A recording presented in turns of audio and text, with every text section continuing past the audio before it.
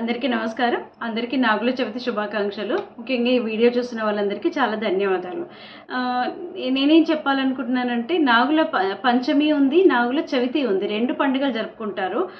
ఒకటే పండుగని 2 రకాలుగా జరుపుకుంటారనమాట. అయితే నాగుల పంచమి ఏమో శ్రావణ మాసంలో వస్తుంది, నాగుల చవితి ఏమో ఇప్పుడు కార్తీక మాసంలో జరుపుకుంటారు. శ్రావణ మాసంలో తెలంగాణలో జరుపుకుంటారు నాగుల పంచమిగా, నాగుల చవితిగా ఆంధ్రాలో జరుపుకుంటారు అనమాట. అయితే నేను 2 పండుగలు కూడా జరుపుకుంటాను. 2 పండుగలకి గుడి దగ్గరికి వెళ్తాను, పుట్ట దగ్గరికి వెళ్తాను, పాలు పోస్తాను, చేసుకుంటాను. అయితే నాగుల పంచమి రోజు ఇక్కడ ఎవరు పుట్ట దగ్గరికి వెళ్ళి పాలు పోయారు కాబట్టి గుడికి వెళ్తాను. ఒకదాన్నే పుట్ట దగ్గరికి వెళ్ళలేక ఎక్కడున్నాయో కూడా నాకు అంతగా తెలియదు.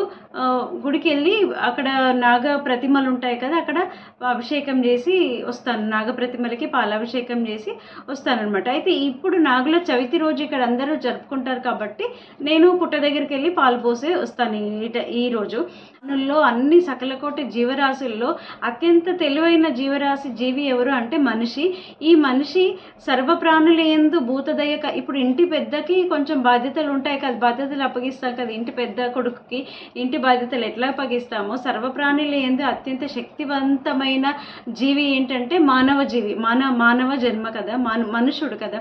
అయితే ఈ మనిషి సర్వప్రాణుల యందు భూతదయ కలిగి ఉండాలని చెప్పి ఈ పండుగలు ఏర్పాటు చేసినట్టు అనిపిస్తుంది నాకు. అయితే అన్ని ప్రాణులను గౌరవించాలి, వాటి జీవన శైలిని మనం గౌరవించాలి. అందుకని చెప్పి ఈ పండుగలు ఉన్నట్టుగా నాకు అనిపిస్తుంది. అయితే మనం ఏం చేస్తున్నాము, నేను నాగుల పంచమి రోజు నాగప్రతిమలకి అభిషేకం చేస్తాను. అప్పుడు పుట్ట దగ్గరికి వెళ్ళాను నేను.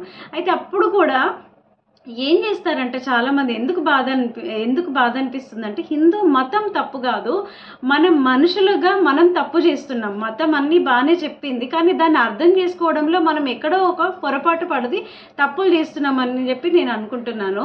నాగప్రతిమలను ఆదిశేషుడిగా భావిస్తాము, నాగమ్మగా భావించి అమ్మవారికి అభిషేకము, పాలాభిషేకము, నీళ్ళతో అభిషేకం చేసి అన్ని నైవేద్యాలు, పసుపు కుంకుమలు అన్నీ సమర్పిస్తాం కదా.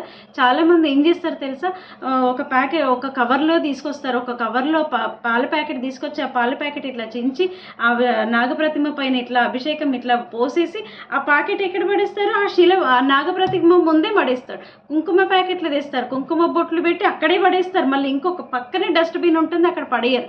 ఎంత చెత్తగా ఉంటుంది అంటే, గుడ్లు తీసుకొస్తారు, నాగప్రతిమలు ఉంటాయి, ఆ గుడ్లు ఉంటాయి, ప్రతిమల పైన వేస్తారు. ఒక్క గుడ్డు కానీ పగిలినా అక్కడ ఎంత అసౌకర్యంగా ఉంటుంది. ఎంత పుట్ట దగ్గర గుడ్డు పెట్టారంటే ఒక అర్థం ఉంది. ఆ నాగప్రతిమల దగ్గర గుడ్లు పెడతారు, ఒక్క గుడ్డు కింద పగిలినా అక్కడ ఎంత అసౌకర్యంగా అనిపిస్తుంది, ఎంత ఇదిగా ఉంటుంది. అయితే నేను గమనించిన ఒక ఫన్నీ విషయం ఏంటంటే, నాగప్రతిమల మధ్యలోనే వినాయకుడు కూడా ఉన్నాడు అనమాట. అయితే నేను నాగపంచమి రోజు వెళ్ళినప్పుడు ఆ వినాయకుడికి కూడా అభిషేకం చేసి ఆ వినాయకుడిలో కూడా ఒక గుడ్డు ఉంది. అంటే నాగప్రతిమ ఏదో వినాయకుడు ఏదో కూడా తెలియని ఇదిలో మనం ఉన్నామన్నమాట. మొత్తం గుడ్లు, మొత్తం పాలు, అసలు ఇంత నీట్నెస్ ఉండదు. మొత్తం ఎక్కడ చించి అక్కడ పోయడమే.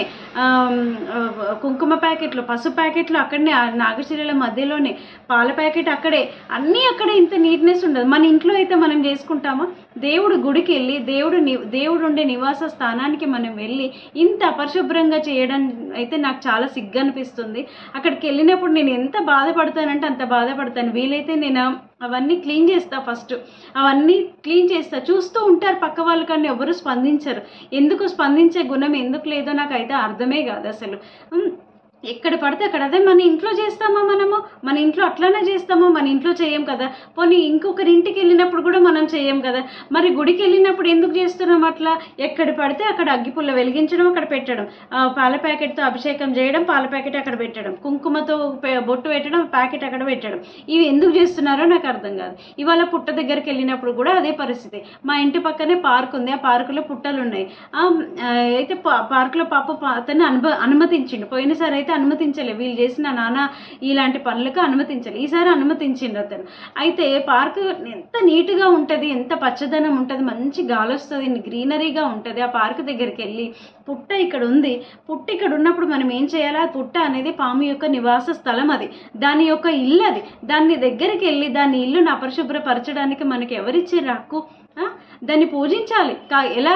దాన్ని గౌరవించాలి. పూజించాల్సిన అవసరం లేదు, దాన్ని గౌరవించాలి. దాని యొక్క నివాస స్థానాన్ని మనం గౌరవించాలి, దాని యొక్క జీవన విధానాన్ని మనం గౌరవించి పుట్ట ఇక్కడ ఉంటే అంత దూరంలో మన పుట్ట ఇక్కడ ఉంటే ఒక 10 అడుగుల దూరంలో మనం దీపం పెట్టుకుంటామా, కొబ్బరికాయ కొట్టుకుంటామా, పసుపు కుంకుమలు వేసుకుంటామా, పువ్వులు వేసుకుంటామా, గుడ్లు పెడతామా, మనం తీసుకెళ్ళే ప్రసాదం పెడతామా, ఏం పెడతామో ఒక 10 అడుగుల దూరంలో పెట్టండి. తప్పితే పుట్ట దగ్గరికి వెళ్ళకండి. ఆ పుట్టను పసుపు కుంకుమలు వేయకండి. పుట్టపైనే దీపాలు. మళ్ళీ ఇప్పుడు మనము దేవుడి దగ్గరికి వెళ్తాం. దేవుడు అంత దూరంలో గర్భగుడిలో ఉంటాడు. మనం ఇంత దూరంలో ఉండి దండం పెట్టుకుంటాము. ఏం చేసినా పూజారి ఉంటాడు. దూరం నుంచి హారతులు ఇస్తాడు. దూరం నుంచి నైవేద్యాలు కింద పెడతాడు. మనం దేవుడి పైనే పెట్టాం కదా. మనం ఫోటోకి పూజ చేస్తాం, ఫోటో పైనే పెట్టాం కదా. మరి పుట్ట పైనే ఎందుకు పెడుతున్నారు? పుట్ట పైన దీపం వెలిగిస్తారు, పుట్ట పైనే ప్రసాదం పెడతారు, పుట్ట పైనే అగరబత్తిలు పెడతారు, పసుపు కుంకుమలు వేస్తారు. గుడ్లు పుట్ట లోపల రంధ్రాలు ఉంటాయా, ఆ రంధ్రాల్లో గుడ్లు వేస్తారు, ఆ రంధ్రాల్లో ప్రసాదం వేస్తారు. జస్ట్ రంధ్రము ఇలా బయటకు వస్తే అక్కడే దీపం పెడతారు. ఇది రంధ్రం అనుకోండి, ఇక్కడే దీపం పెడతారనమాట.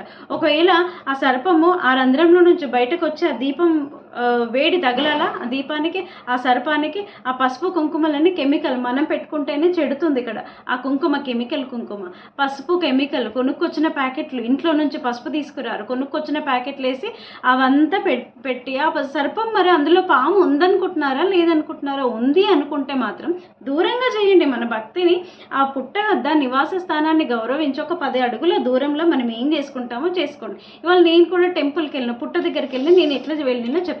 ఇది మనందరి ఇళ్ళల్లో ఉంటుంది కదా. ఇది పెళ్ళికి ప్రతి ఒక్క ఆడపడుచుకు పెళ్ళికి పూజా సామాన్లలో ఇది కంపల్సరీ పెడతారు. ఇది మా అమ్మ వాళ్ళు పెట్టింది. అయితే ఇది నేను ఇలాంటి టైంలో యూజ్ చేస్తాను. దీంట్లో నేను పాలు దీంట్లో తీసుకెళ్ళిన.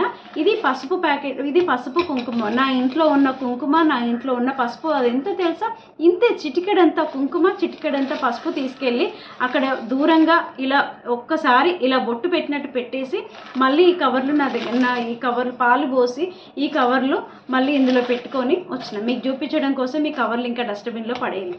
ఇంతే, నేను తీసుకెళ్ళినవి ఇంతే. తీసుకెళ్ళి అక్కడ పెట్టేసి మళ్ళీ నేను క్రియేట్ చేసిన ఈ చెత్తను మళ్ళీ తీసుకొచ్చేసిన. ఇదే కాదు, కవర్ ఉన్నా ఏది ఉన్నా ఒక అగ్గిపుల్ల వెలిగించినా మళ్ళీ అగ్గిపుల్ల కూడా ఆ కవర్లో వేసుకొని వచ్చి మా ఇంటి దగ్గర ఉన్న డస్ట్బిన్లో పడేసి వస్తాను నేను. అలాంటి బాధ్యత ప్రతి ఒక్కరు బాధ్యతగా మెదిలినప్పుడు ఈ పర్యావరణం బాగుంటుంది. బాధ్యతగా ఉన్నప్పుడు అన్నీ బాగుంటాయి. ఆ పార్కులో మళ్ళీ ఇంకేంటి, పిల్లలతో క్రాకర్స్ కాల్పించడం, మనం క్రాకర్స్ పుట్ట దగ్గర క్రాకర్స్ కాల్చడం. మరి అదేమన్నా బాధ్యతగా తీసుకొని పక్కకన్నా వేస్తారా?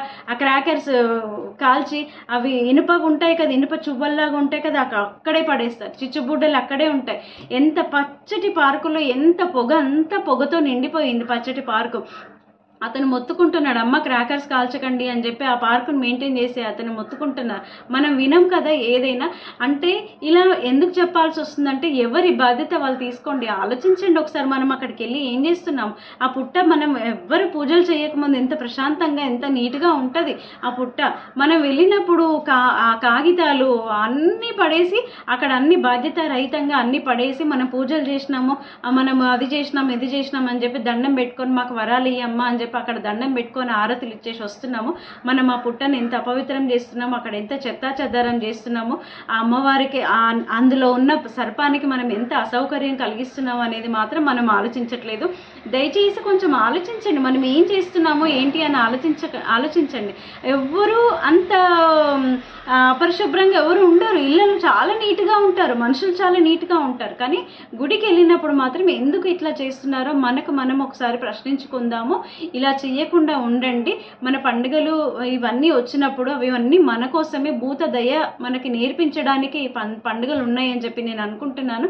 కాస్త ఆలోచించి విజ్ఞతతో ఆలోచించి ఈ పండుగలు జరుపుకోవాలని చెప్పి అందరినీ మనస్ఫూర్తిగా కోరుకుంటున్నాను.